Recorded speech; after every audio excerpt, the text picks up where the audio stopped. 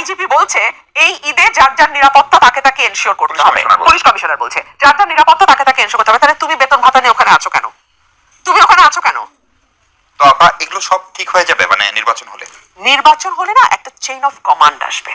দেখুন আমার বোন অনেকগুলো কথা বলেছে, আমাকে একটু উত্তর দিতেই হবে। হ্যাঁ, আপনি যদি পুরনো ইতিহাস দেখেন 52, 65, 69, 71, 90, 24 প্রত্যেকটা আন্দোলনে সামনের সারিতে নারীরা, পিছনে স্টুডেন্টরা, তাই কি নয়? আপনি 52 সালের ভাষা আন্দোলনের ছবি বের করেন, নারীদের পাবেন। আমার নিজের ফুপু সেই মিছিলে ছিল, আমার আপন ছোট ফুপু। সো নারীরা ছিল সামনে, পেছনে স্টুডেন্টরা। একবারও কি স্টুডেন্টরা ক্ষমতা দাবি করেছে বা ক্ষমতায় যাওয়ার ইচ্ছা পোষণ করেছে বা ওখান থেকে একটা দল গঠন করেছে? করে নাই। 24 এসে করেছে, কোনো অসুবিধা নাই, করতে চেয়েছে করেছে।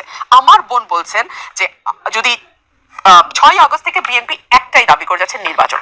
কেন নির্বাচন দাবি করছে তার বেশ কয়েকটা কারণ আমি দিয়েছি। এক, বিএনপি বিশ্বাস করে যে বাংলাদেশে রাষ্ট্র পরিচালনার দায়িত্বে যদি কেউ যেতে চায়, তার নিজের ভিশন যদি কেউ বাস্তবায়ন করতে চায়, একমাত্র উপায় নির্বাচন, এর বাইরে আর কোনো উপায় নেই। এবং বিএনপি কোনো আন্ডারগ্রাউন্ড পার্টি না, বিএনপি কোনো সশস্ত্র সংগঠন না। বিএনপি 15 বছর এই নির্বাচনের জন্য সংগ্রাম করেছে। একটা গণতান্ত্রিক রাজনৈতিক দল নির্বাচন চাবে, এটাই স্বাভাবিক। সেই কারণে বিএনপি 6 আগস্ট থেকে নির্বাচন চেয়েছে। 2 হচ্ছে সরকার যদি ন্যূনতম স্বস্তি জনজীবনে দিতে পারতো, আইন শৃঙ্খলা বলেন কিংবা দ্রব্যমূল্য, মানুষ কিন্তু এত অস্থির হতো না। মিশু আপনি কান পাতেন, অনেককে বলতে শুনবেন ফিসফাস করে যে এখন একটা স্টেবিলিটি দরকার। এই স্টেবিলিটিটা একমাত্র একটা নির্বাচিত সরকার দিতে পারে। গণমানুষের দাবি কিন্তু নির্বাচন, শুধু বিএনপির দাবি না। 3 হচ্ছে ল এনফোর্সমেন্ট এজেন্সি সক্রিয় হচ্ছে না। কেন? বিকজ তারা জানে তারা যদি এখন কোনো শক্ত স্টেপ নেয়, পরবর্তীতে কে আসবে না আসবে একটা দোলাচলের ব্যাপার আছে। এই সরকার কতদিন আছে সেটাও তারা জানে না। আমি এমনকি অনেকের ব্যাপারে ব্যক্তিগতভাবে জানি যারা সকল যোগ্যতা থাকা সত্ত্বেও কোনো প্রমোশন বা কোনো পোস্টিং নিতে চাচ্ছে না, বিকজ তারা মনে করছে বাংলাদেশের যে কালচার তাতে হয়তো পরবর্তীতে তাদেরকে লেভেল হয়ে যাবে, তারা এই সরকারের আসে। তার মানে কি? আর একটা কথা প্লিজ, হ্যাঁ, 2 হচ্ছে সংস্কারের সাথে কি বিএনপির কোনো বিরোধ কখনো দেখেছেন? 2016 সালে বিএনপির অ্যাক্টিং চেয়ারম্যান বিএনপির চেয়ারপারসন দেশনেত্রী বেগম খালেদা জিয়া ভিশন 2030 দিয়ে কি সকল সংস্কারের কথা বলেনি? এর বাইরে কোনো সংস্কারের কথা কি নতুন রাজনৈতিক দল কিংবা উপদেষ্টারা কেউ বলছেন? বলেনি। এবং যদি একটি পার্লামেন্ট, নির্বাচিত পার্লামেন্ট যার 2/3 মেজরিটি আছে, সে যদি এই সংস্কারগুলোকে অ্যাপ্রুভ না করে পার্লামেন্টে, এই সংস্কার আপনি কোনোদিনও বাস্তবায়ন করতে পারবেন। আমি যদি আপনাকে প্রশ্ন করি, দীর্ঘ 7 মাসের উপরে সরকারটি ক্ষমতায়, এখনো কেন আইন শৃঙ্খলা পরিস্থিতি নিয়ন্ত্রণে আসলো না? এখনো কেন ছিনতাই, রাহাজানি, লুটপাট, বাড়িতে ঢুকে দখলবাজি এগুলো বন্ধ হলো না? আমি যদি প্রশ্ন করি, এই রাষ্ট্রে 8 বছরের একটি মেয়ে ধর্ষণের শিকার হয়ে মারা গেছে, তার একদিন পার না হতে দেখলাম 7 বছরের একটি মেয়েকে ভয় দেখিয়ে একজন বৃদ্ধ মানুষ 3বার ধর্ষণ করেছে। মানে এই নিউজগুলো না আমাদেরকে ভাবতে বাধ্য করে, হচ্ছেটা কি এই দেশে? কিন্তু রাষ্ট্র কি এসব ক্ষেত্রে আসলে খুব বেশি কিছু করতে পারে? মানে ব্যক্তি যদি ধর্ষণ করে সেক্ষেত্রে রাষ্ট্র বা পুলিশ কি করবে? রাষ্ট্র বা পুলিশ কি করবে?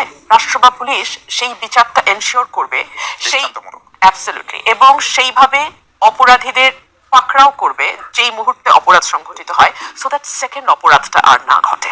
কিন্তু আমরা না এই জায়গাগুলোতে দেখছি। এবং ফর এক্সাম্পল দেখেন, এই যে ঢাকা শহরের কয়েকটা এলাকা, মোহাম্মদপুর, মিরপুর, উত্তরা, এই জোনগুলা মানুষ আগারগা, একটু নির্জন থাকে, অপরাধ প্রবণ, এবং মানুষ অ্যাভয়েড করা শুরু করেছে এখন। কেন এরকম হবে?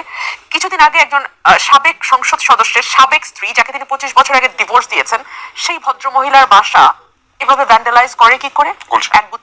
একগুচ্ছ লোক গিয়ে, কিংবা ধরুন তার কয়েকদিন যেতে না যেতেই টাঙ্গাইলে আরেকজন সাবেক এমপির বাড়ি পাগল দিয়ে ভরে ফেলে কি করে একজন নারী। মানে এই যে এই ঘটনাগুলো ঘটছে না, আমার কাছে মনে হয় যে এখানে যদি রাষ্ট্রের ট্যাসিট মদদ, প্রত্যক্ষ মদদ না, ডিরেক্ট মদদ না, ট্যাসিট মদদ না থাকতো, এগুলো হতে পারতো না। আর একটা কথা মাথায় রাখতে হবে, পরিস্থিতি কিন্তু একদিনে এই জায়গায় এসে পৌঁছায়নি। ধীরে ধীরে ধীরে ধীরে, যে আপনি বলেন হিজবুত তাহরির ঘোষণা দিয়ে মিছিল করছে, এর আগে আমরা লক্ষ্য করেছি বেশ কয়েকটি ইনসিডেন্ট। এবং যেহেতু এই ধরনের পরিবর্তিত পরিস্থিতিতে সবসময় নারীরাই অপরাধের শিকার হন, ভুক্তভোগী হন।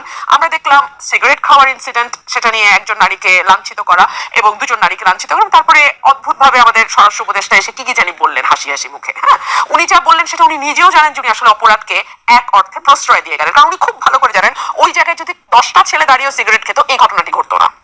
উনি সব জেনে শুনে বিষয়টিকে ধামাচাপা দেওয়ার চেষ্টা করে, এবং যেটা কি হবে জানেন, পাড়ার আরো 100টা বখাটেকে উৎসাহিত করবে এই ধরনের কাজ করতে। তারপরে ধরুন কিছুদিন আগে আমরা দেখলাম একটা পর একটা মাজার ভাঙা হচ্ছে। গত 3 মাস আগে সংখ্যা 80 ছাড়িয়েছিল। আমি ডয়েচে ভেলের রিপোর্ট দেখলাম, এটা অলরেডি 100-র উপরে চলে গেছে। একটা ঘটনা আপনি দেখান তো দৃষ্টান্তমূলক শাস্তি দেওয়া হয়েছে। আমি আপনাকে একটা কথা বলি, সমাজে সংখ্যাগরিষ্ঠ কেমন আছে সেটা কিন্তু ধর্ষণের বিচারের জন্য সরকার কালকে অনেকগুলো মৌলিক সিদ্ধান্ত নিয়েছে। 3 মাসের মধ্যে বিচার, 15 দিনের মধ্যে চার্জশিট। আপনি আমাকে বলেন, এই যে এই একটা অবস্থা তৈরি হলো যে ঘরের মধ্যে একটি 8 বছরের শিশু ধর্ষিত হলো, তার কারণ হচ্ছে ব্যাক অফ দ্য মাইন্ড আমাদের অপরাধীদের মনে আছে যে পুলিশ তত কার্যকর নাই, করেও হয়তো বা পার পেয়ে যাওয়া যেতে পারে। আমরা একটা ভুক্তভোগী, সে কোথায় গিয়ে এখন বিচার দিবে? থানায় গেলে থানা হয়তো মামলা নাও নিতে পারে, কারণ আরো 10টা ইনসিডেন্ট এরকম সে হতে দেখেছে, মানে শুধু ধর্ষণেরই না, অন্য অপরাধগুলো যেটা ক্রমাগত হচ্ছে, প্রতিদিন ঘটছে। বাসে চলন্ত বাসে 3 ঘন্টা ধরে ডাকাতি হচ্ছে, আমরা দেখতে পাচ্ছি বিভিন্ন এলাকায় ভিত্তিক আপনার ছিনতাই 50% বেড়ে গেছে। পুলিশ নিষ্ক্রিয়, এবং সরকার নিজেই বলছে পুলিশ নিষ্ক্রিয়। এবং কখন বলছে? যখন সরকারের স্বরাষ্ট্র উপদেষ্টা রাত 3টার সময়, বাংলাদেশের 53 বছরের ইতিহাসে কোন মন্ত্রী বা উপদেষ্টা রাত 3টার সময় সংবাদ সম্মেলন করে নাই, উনি করেছেন। কখন হচ্ছে? যখন অক্সিলিয়ারি ফোর্স হিসেবে আর্মি কিন্তু মাঠে আছে, তাদের কিন্তু ম্যাজিস্ট্রেসি পাওয়ার দিয়ে রাখা হয়েছে।